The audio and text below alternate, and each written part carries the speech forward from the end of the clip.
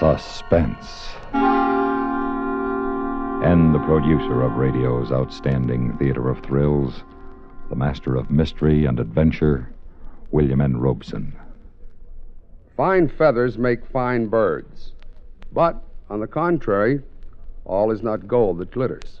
Also, hell hath no fury like a woman scorned. To the wisdom of these eternal verities, add another. Crime does not pay. Mix well with a great singer turned dramatic actress, and you have our suspense story, The Well-Dressed Corpse, starring Miss Margaret Whiting, which begins in exactly 1 minute. Do you know the Social Security benefits to which you will be entitled when you separate from the service and take a civilian job? Here's a tip from Social Security. Everyone who works for a living knows that illness or injury may keep them from earning a living. Today, more than 9 out of 10 American workers are covered by Social Security, and each one should know that if he becomes severely disabled, he and his family may be eligible for monthly Social Security disability payments. More than 1 million people are now receiving benefits each month under this program. For more information about Social Security disability benefits, write to Social Security, Department 15, Hollywood 28, California, and ask for a free copy of Booklet 29 called If You Become Disabled. And now, The Well-Dressed Corpse, starring Miss Margaret Whiting. A tale well calculated to keep you in suspense. She's lying on the couch in my office. I thought I'd just let her alone until you showed up, Captain. That was considerate of you, Lieutenant. In here. Are you sure that's her? I'm positive. Where was she picked up? In her bedroom? Hell's Kitchen and Alley. Somebody stole her dress, and one of the boys gave her his overcoat. Yeah. What's your name? My name is Ruth Franklin. How old are you? 33. Where do you live? On Park Avenue. You go to school in this city? Graduate school, Columbia University. I work for the Carrington Green Advertising Agency. My secretary's name is P.D. Wright. I'm the murderer you're looking for. Yeah. Okay. I guess you're Ruth Franklin, all right. I can hardly blame you for not recognizing me. Did you know that 6 weeks ago I was voted one of the 10 best-dressed women in America? I read something about it. I always knew that someday I would be. But when it actually happened, it was just as exciting as if it had been a total surprise. The invitation to the luncheon to meet the press came on Monday. I ran right out and bought the most elegant and expensive dress I could find. And when I swept into the luncheon, everyone was looking at me, including the other 9 well-dressed women. Percy Hamilton of Radcliffe Press, a little bald-headed man who moved and looked like a startled chipmunk, met me as I came in. Oh, Miss Franklin, I'm so happy to see you. Right this way, please. You're a little late, you know. Percy, baby, you've confused me perhaps with a debutante. I work for a living. I'm going to put you here at table 13 with Mr. Mason. Miss Franklin, may I present Mr. Mason? How do you do? How do you do? You two are going to be luncheon partners. Well, I'll run along. You, of course, couldn't be anyone else but the best-dressed Franklin. I'm not sure I like the way you said that, Mr. Mason. Well, my tone was not meant to imply a personal indictment, Miss Franklin. In fact, it's a commendation. You play your part very well in this best-dressed racket. Racket? Racket? Oh, I always draw the most charming luncheon partners. It was undoubtedly something in your childhood. They must have made you wear Buster Brown collars or velveteen knickers. I wore dungarees. No, it's just that I have the best prima facie evidence anyone ever had that this best-dressed business is a travesty on good taste and artistic judgment. Before I move to another table, Mr. Mason, I might find it interesting to hear one sentence telling me why you feel this way. I'd be happy to oblige. You see, I was picked as one of the best-dressed men. Mr. Mason, I believe I'm beginning to value your opinion.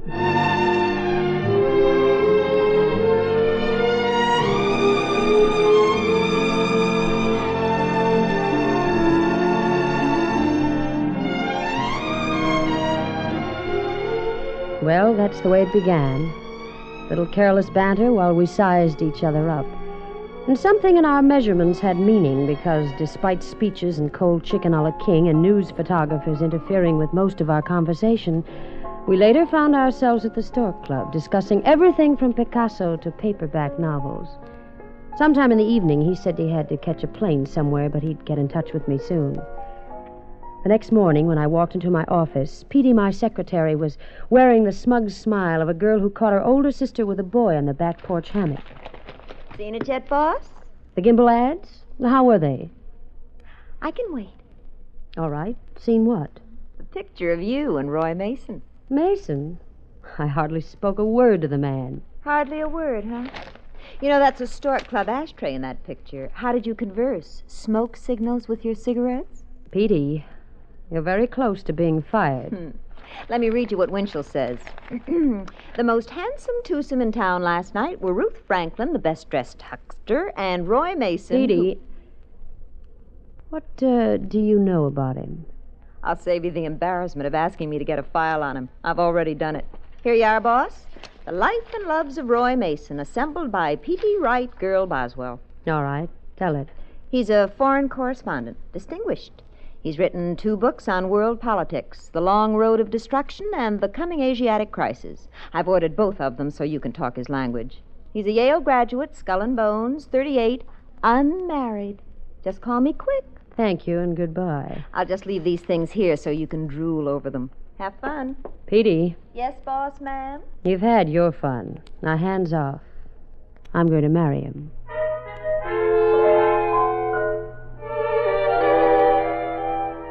I read those clippings through from beginning to end, and when I went home that night, I took both of Roy Mason's books with me. And the following night, he called me. And then it was practically every evening, and cocktails and weekends, and intimate little dinners, fireplaces and books, and talk into the dawn. I knew, and I let the papers know, that Ruth Franklin had finally found a man who came up to her requirements. I had him hooked. Now it was time to reel him in. Waiter, 2 more the same, please. Roy. Hmm? I have some news I know you'll be interested in. You are going to run for president. No, nothing as small as that. I'm going to get married. You're going to get what? Married. Oh? To whom? A man named Roy Mason. I see. Does he know anything about it? Well, I've kept it a secret from him until I was sure. Now my mind's made up. Just like that, huh? Uh-huh. Pleased? Well, let's say flattered and very, very sorry. Why? To have to decline the invitation. You see, Ruth, I'm already engaged. Why didn't you tell me? You didn't ask me. Who is it? Her name is Elizabeth Granger, a socialite from Long Island. You may know her. No, and I have no desire to. Ruth, what made you think we were going to be married? I guess I believe my own press notices. Every columnist in town has been ringing wedding bells for us. I never pay attention to columnists. Well, I do, and so do a lot of other people. And what a Roman holiday they're going to make out of this. Oh, boy, I can just see it. What best-dressed woman was left waiting at the church by what best-dressed man? Well, I'll phone them tomorrow and tell them to lay off. And make a bigger fool out of me?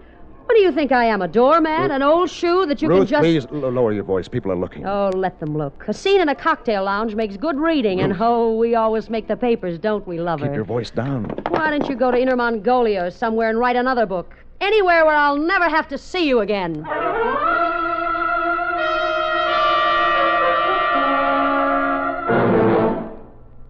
The second act of Suspense continues in 1 minute. This is Johnny Baker with Communism on the Spot. In the Soviet Union, the Communist Party keeps the Red Army in check in various ways. It limits the authority of commanding officers by placing full-time party members in charge of political affairs. It also does its best to keep military men out of high party positions. In this way, a top commander can be dismissed if he grows too powerful. This was strikingly demonstrated in the case of Marshal Zhukov. 3 months after becoming a Presidium member in 1957, he was demoted and relieved of his Army command. To further ensure its control, the party also assigns to Army units members of the secret police, who report directly to their police superiors rather than their commanding officers.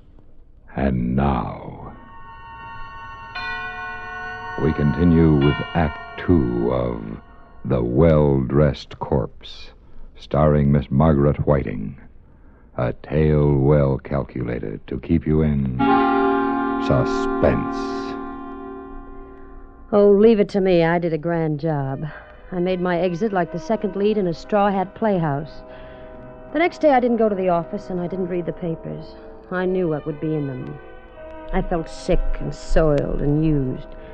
The phone rang all day long, but I didn't answer it until late in the afternoon. Hello? Me. Oh. Trying to get you all day. What for? To tell you that we're friends, you and I. I hate like the devil to think that you really meant it when you said you never wanted to see me again. I sent you a letter last night, but I'd rather tell you what I wrote in person. Now, look, Roy. No, let me go on. A man rarely meets a woman like you. I was lucky. Real lucky. Ruth, you can send me away altogether if you want to, but I'd miss you for the rest of my life. That's the truth. But you're going to marry this... Ruth, I want to talk with you, calmly, decently, honestly. I want you for a friend. I'm mixing a couple of drinks in my apartment around 5 tonight. I hope you'll be there to share them with me.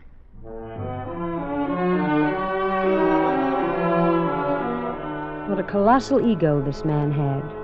And yet he was offering me the opportunity to settle the matter my way. I took it. Oh, you came. Thanks, Ruth. Let me take your coat? No, it's a little chilly. I think I'll keep it on. All right.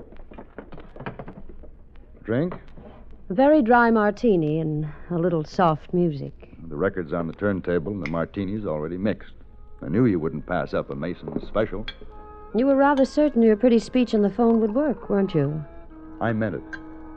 I'm glad you're here, Ruth. All of that highly lacquered veneer you show your public is all right for them. But for me, I'll take you the way I know you. Tell me more. Underneath $40,000 a year and behind that best-dressed wardrobe, you're quite a gal. Quite an ornament to wear on your sleeve. Oh. Until you're tired of it. Oh, you don't understand, Don't Ruth. touch me. Ruth! Yes, it's a gun, Roy. For heaven's sake, Ruth. Ah! Ruth, stop this. You've got it all wrong.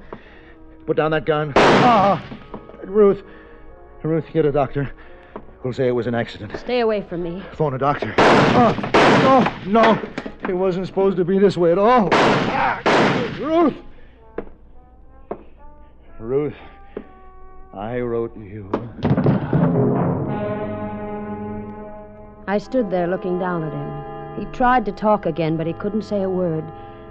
And then all of a sudden he was dead.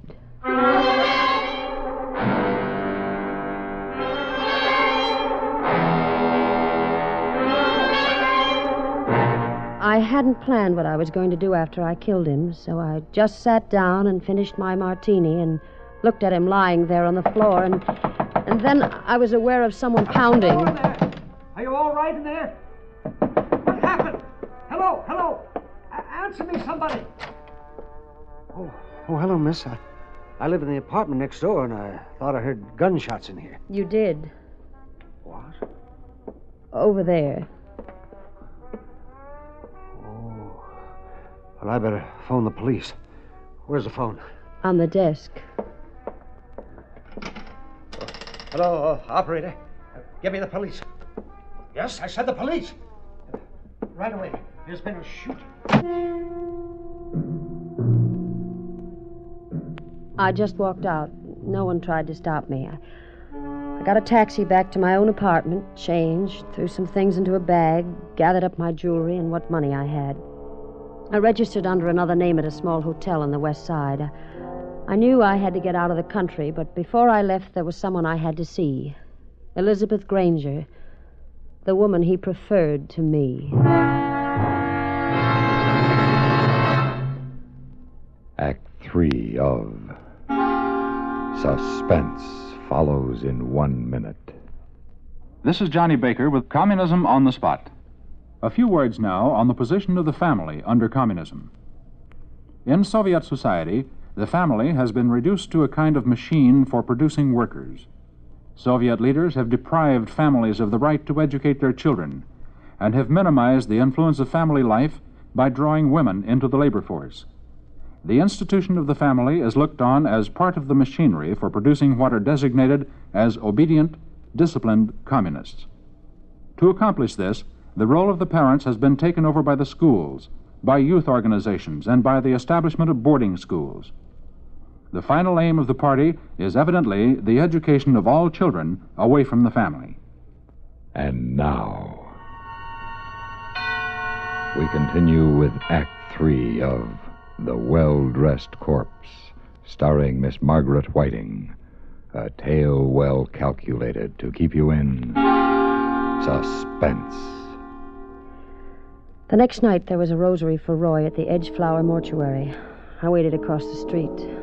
I wanted to see her walk in. I wanted to see how well she could take it. But Elizabeth Granger didn't appear at his rosary. The next morning, wearing dark glasses and a veil, I went to his funeral, but she didn't. Hello, Petey. Boss, don't you know the police are looking all over town for you? Petey, who is Elizabeth Granger? Where does she live? Oh, that. She isn't in the phone book. She wasn't at his funeral. There are no pictures of her in the papers. You know these things. Tell me, please. I can't help you. Nobody can help you now. You're a walking dead woman. Petey, listen to me. I don't want to listen to you. I'm afraid to. I don't want to end up like you someday. Well-fed, well-dressed, successful, but dead. I came here for your help, not your opinions. Everything you ever said in your life was a lie. I did your legwork, looked up things for you, verified them, checked them. And just to satisfy my curiosity, I checked about you, too. You didn't go to any graduate school at Columbia. You were born and brought up in Hell's Kitchen, and you went as far as PS 432. You hated everything you had and were, and you tried to wipe it out. Tell me what you know about Elizabeth Granger. Well, I'll tell you this much. You're not going to have the pleasure of watching her suffer along with you. And I'll tell you how I know. Because Roy Mason wrote you a letter. I read it, because I never thought I'd see you again. Would you like to know what's in it? Yes. Makes you look 10 times as foolish as you do now. He said that there was no such person as Elizabeth Granger. You're lying. He just invented her. Just invented her to get away from you. You're lying. There has to be an Elizabeth Granger. Here's the letter. Look for yourself. It was true. Every word of it. There was no Elizabeth Granger. Roy just didn't want me, and he had to find some excuse. I walked to the door, wondering what to do, where to go. One more thing, boss. 10 seconds after you're out of that door, I'm going to call the police. I ran out of the office, out of the building down Madison Avenue. I wanted to lose myself, but where? How? I walked and I walked and I walked, and I tried to understand. I tried to understand why I'd killed Roy. And everything that came into my mind revolted me. Oh, I needed a drink, a dozen drinks, 100 drinks. Are you sure you're in the right place, lady? Just give me a double bourbon. Scotch, a triple. I don't care. Well, okay, you're old enough. Hurry it up. Here's my money. Hey, Eddie, get a load of the doll. What would any dame dressed like that come in here for? Slumming. What are you, stupid or something? They like to come over to Hell's Kitchen where men are men, looking for thrills. Yeah? Yeah.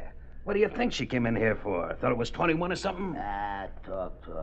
Yeah? I'll show you how to handle a doll like that. Buy you a drink, ma'am? No, get away from me. No, you don't really mean that. Tony, the drink's on me. Why don't we have it in the booth over there? We can talk, huh? Get away from me.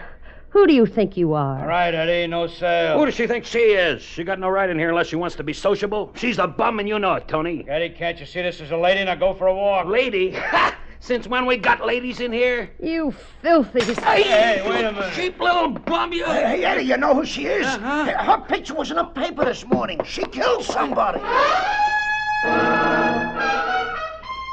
Would only be a matter of seconds until they called the police, so I ran. I saw a police car crossing the avenue, so I ran the other way. 2 blocks away, there was another police car at the intersection. I ducked into an alley and tripped and fell headlong into the dirty, foul snow. Oh, I don't know how long I was out, but when I came to, somebody was pulling my mink coat off. Come on, dearie. Come on. Cooperate. What are you doing? You won't need this coat where you're going. Leave my coat alone. That's all right, dearie. All right, come on. Now the dress. My dress? Ruby, help me get it off her. You can't take my dress off me. I can use a fancy dress like that, and you can't wear it in jail. Don't, please. All right, stay where you are. Cops, grab her shoes, Ruby. Let's go. My dress. They took my dress and my coat. Stay where you are, lady. You let them do it. Why did you let them do it? We'll get him. Come on now, lady. Lift up your head. I want to take a look at you. Oh, don't hurt me, please. Uh-huh. I'm somebody. That's what I thought.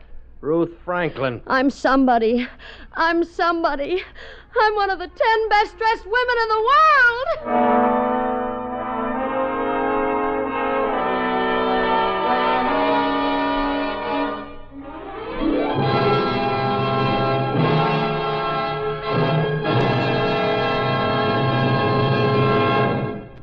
Suspense,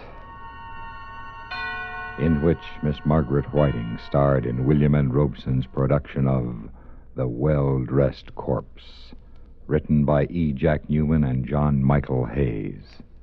In a moment, the word about next week's story of Suspense. This is Johnny Baker with Communism on the Spot. When you talk about the government in a democracy, you have in mind the elected representatives who rule in the people's name. This isn't the case in the Soviet Union. True, the Soviet government exercises formal authority, and the parliament supposedly represents the citizens. But in practice, the all-powerful Communist Party wields the actual power. It alone governs the Soviet people. For the Communist Party, in effect, is a state within a state, with permanent control over the so-called government. It governs dictatorially in the fullest sense of the word. As a result, you have in the USSR government by the party, for the party. Listen. Listen again next week when we return with one of radio's great classic plays, Sorry, Wrong Number, starring Miss Agnes Moorehead. A tale well calculated to keep you in suspense.